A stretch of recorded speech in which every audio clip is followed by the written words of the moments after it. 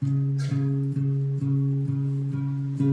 guys, Merry Christmas and welcome back to Told by Paula. I cannot believe this is my last vlog post for this year. It's kind of crazy. I feel like the year just flew by. I don't know what exactly happened this year. It was a little bit of a blur. Some of the best things happened to me this year, and some of the worst things happened to me this year. So this year has been, in an understatement to say, bittersweet. Um, that said, this has been the most challenging year of my entire life, and I have had to deal with a lot of personal issues, which I might blog a little bit about on my actual website on like paper, just because it's not something I want to get into through these blog posts.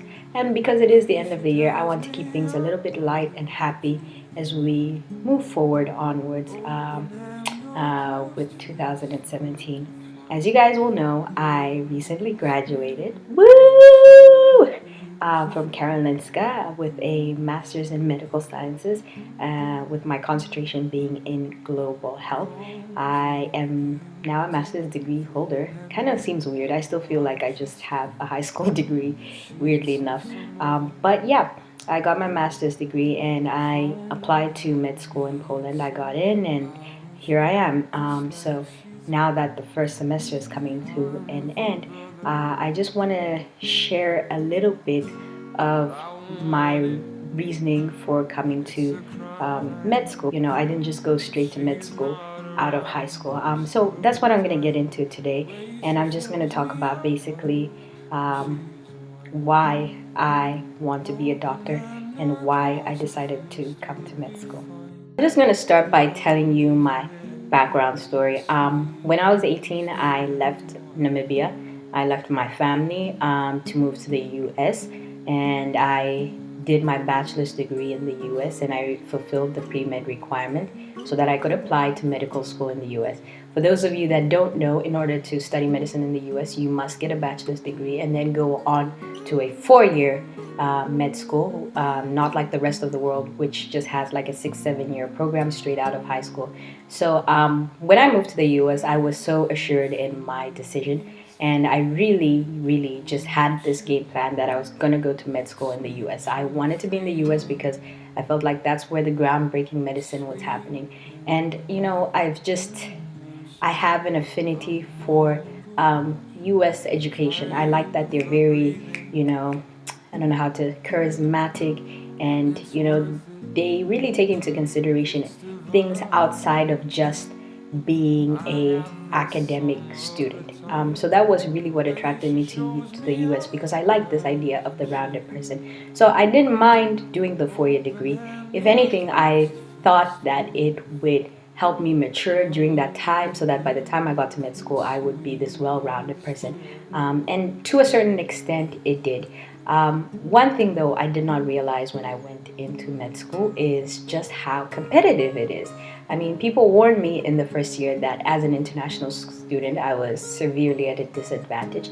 But I thought, you know what? I have good grades. I'm gonna make it through. You know, somehow there will be a way, and I'll make it through. So, of course, I did everything that med schools primarily want to see on an applicant's, you know, application. I was part of a student organization and I had a leadership role in it. I did volunteering. I shadowed a doctor in a hospital. I did research at the medical school, and I had good grades. So I thought, well, I have a fighting chance. Unfortunately, I did not have a fighting chance because I didn't get it. So apart from the fact that med school is really competitive, and most of the people have to go through an extra round to get through. When I say an extra round, I mean having to reapply and do the cycle again the following year. And this whole process takes about a year, because you need to sit your MCATs, and then you need to send out your applications, and then you need to be invited to interviews, and then you have to wait to hear back. So it's a very long process. And during the time that I did my applications, it was after I graduated. I was interning in New York at a private practice, and actually a private clinic, and I did the application process, and it was very tedious and very tiring. So when it didn't work out, I was just kind of like, I don't know what I'm going to do. So one of the things I'd always wanted to do is do a dual medical degree and a dual global health or international health development degree. I had actually a program in mind, which is in Tulane University, that I was really in love with. So when I couldn't go to med school, I figured, well, that's another year I'm going to have to take off school, and I don't want to just spend it interning again. So I decided to apply for a master's degree because I figured I can do the master's degree while I applied to med school.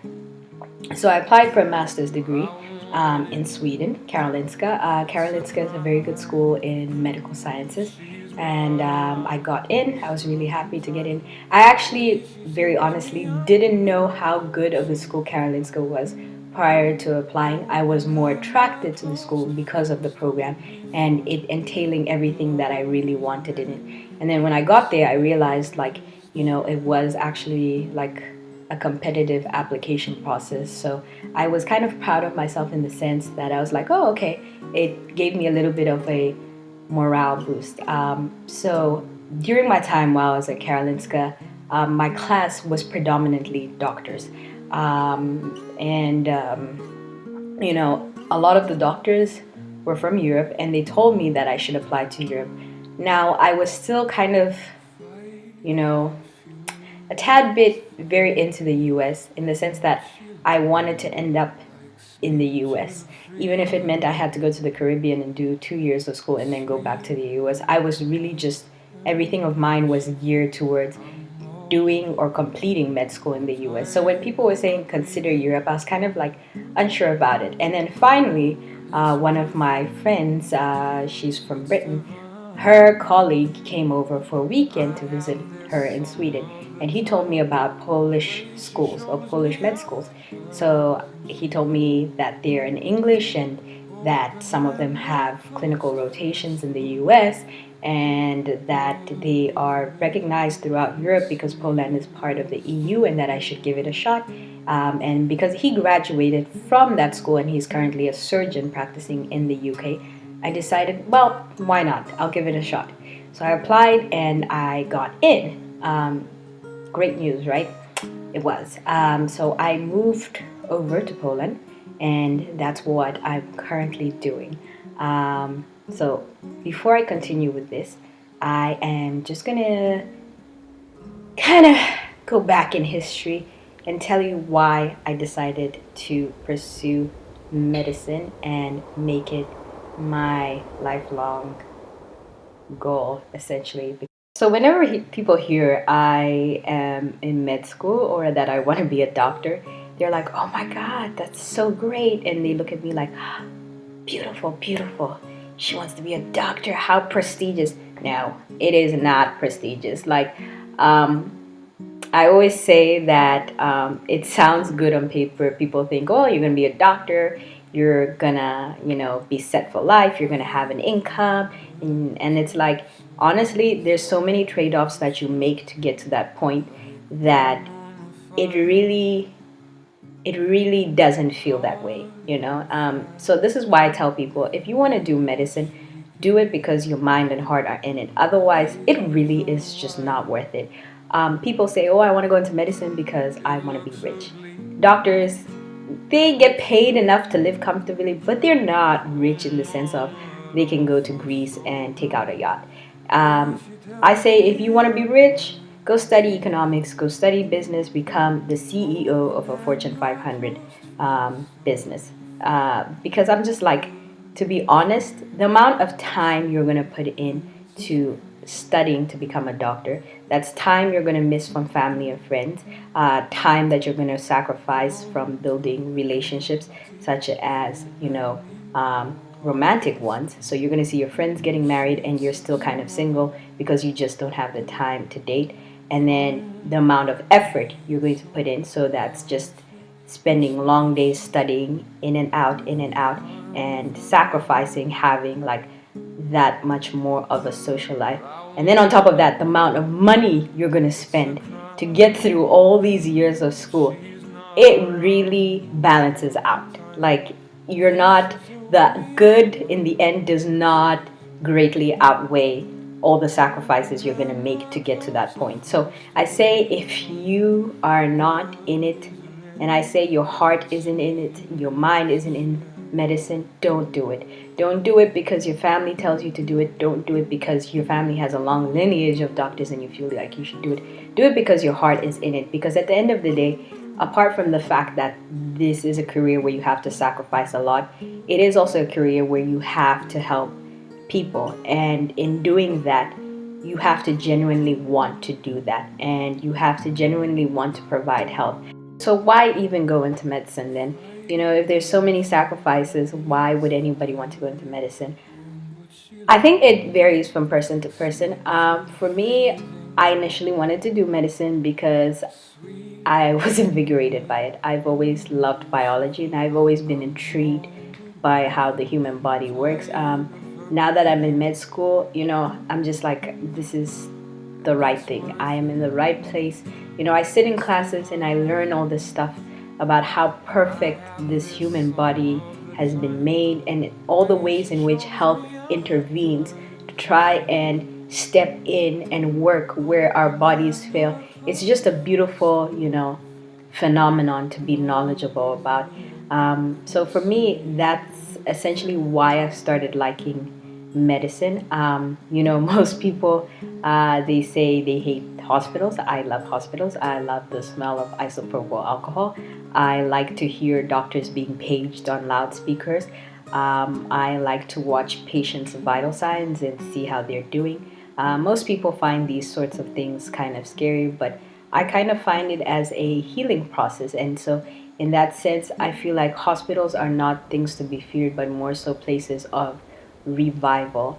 That said, my father was sick this year, and in that happening, I was in the reverse role of being the patient or the patient's family. I guess sometimes you never really appreciate just quite fully, the value of health until it's kind of hanging in the balance. That said, I think for the first time I realized how much people rely on healthcare physicians. They rely on them to bring back their health and they rely on them to bring back the health of loved ones. And so, yeah, I think in that sense, I can say like it is something that I want to give to other people. I want to be a doctor that can provide health for other people. I want to be a doctor that can go in knowing that I made a difference in this person's life, in this person's family.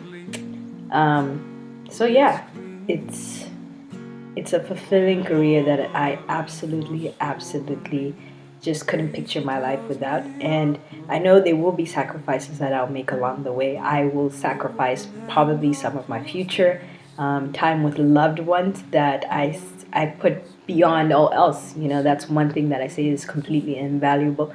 But I also know that, I value medicine that much, and I believe God has given me this calling for a reason. So all I can do is, hope to become the best doctor that I can possibly become.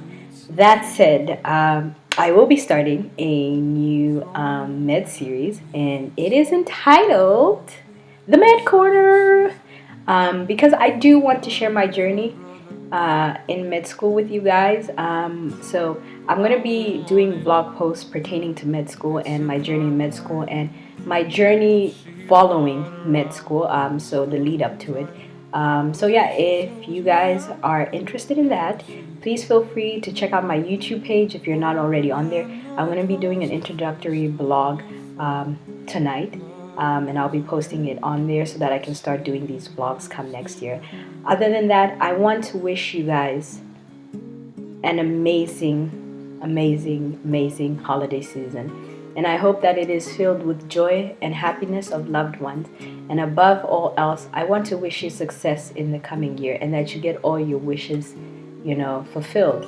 I believe that, one of the things in life we forget is number one, love, and number two, our purpose. So I hope those are the two things you guys find this holiday season, and I hope you carry those into the new year. So for me, Paula, I want to wish you all my love for the new year, and I want to thank you for your continued support. And feel free to comment down below. Actually, don't feel free. Please comment down below because I would love to have a few changes next year to my vlog, but I can't do that without knowing what I'm doing good and what I'm doing bad. So I really love you guys. Feel free to follow me on Instagram, follow me on Pinterest. I don't have Twitter because I just can't keep up. But yeah, follow me on YouTube. So subscribe. I love you loads. Merry Christmas and a happy New Year.